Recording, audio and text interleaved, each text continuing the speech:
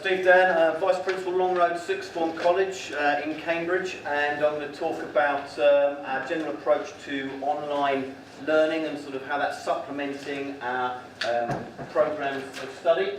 A lot of our students don't go on to university. We don't have tutorial periods anymore. A little bit like CRC, and I know a number of other places are talking about this. We've gone to a progress coach model. We don't have teachers as tutors, we don't have a tutorial period. But we do have a move on up block on their timetable. So it is timetabled that they have to be in college and available to see their progress coach or to go to one of the sessions. So if it's a UCAS application session, it'll be on their timetable.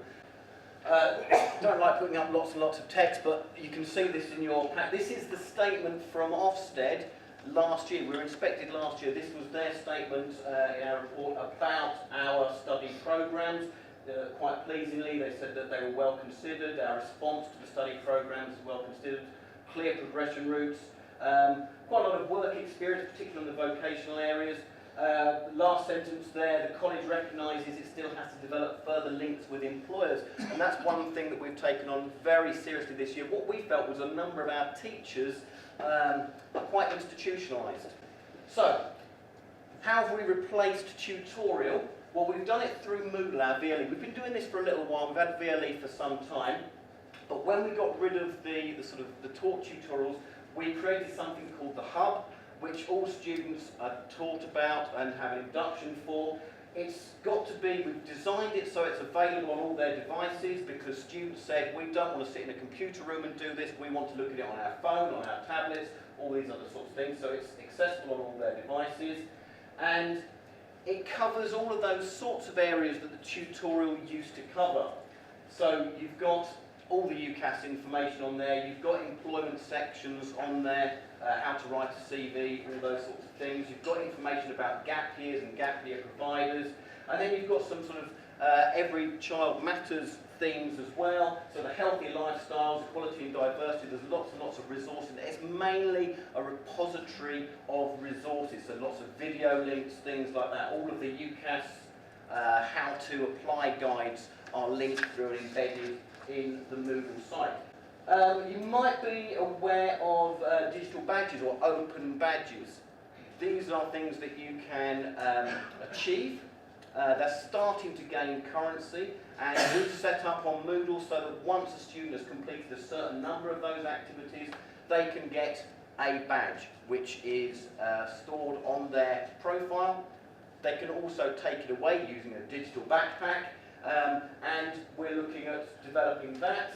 If you're interested in those sorts of things further, sponsored by Mozilla, and if you go on the website openbadges.org, you can see how they're designed, how you can certificate them, how you can get them credited, and they're starting to get a lot of recognition. There's a royal one now as well, I think. There's a royal badge that you can collect, and the currency is very important.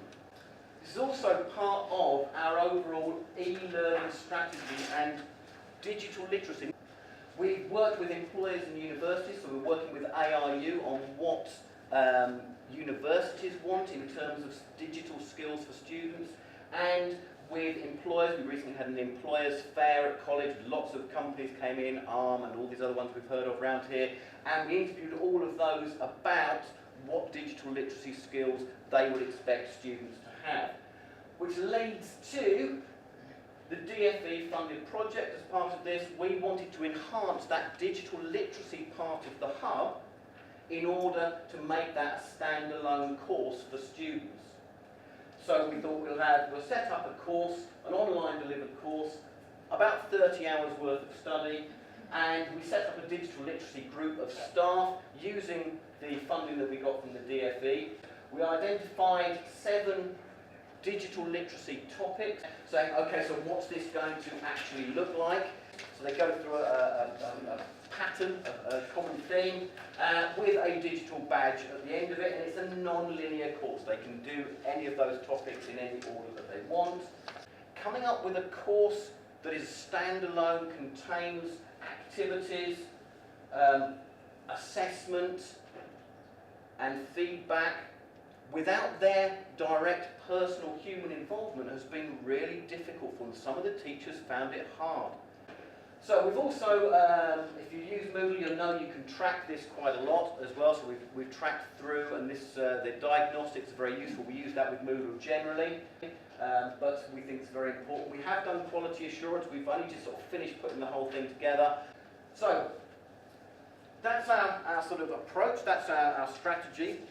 Because the threats are that this very much is a step change. And it's not just a step change for us, it's not just a step change for our teachers who have now got to think about progression and we want them to go out and see employers and those sorts of things. It's a step change for the students because they've been used to being very qualification led. We have a model of education that is very much based on learning is something that is done in a classroom with a teacher standing there talking like I am now, with students sitting there. Thank you very much.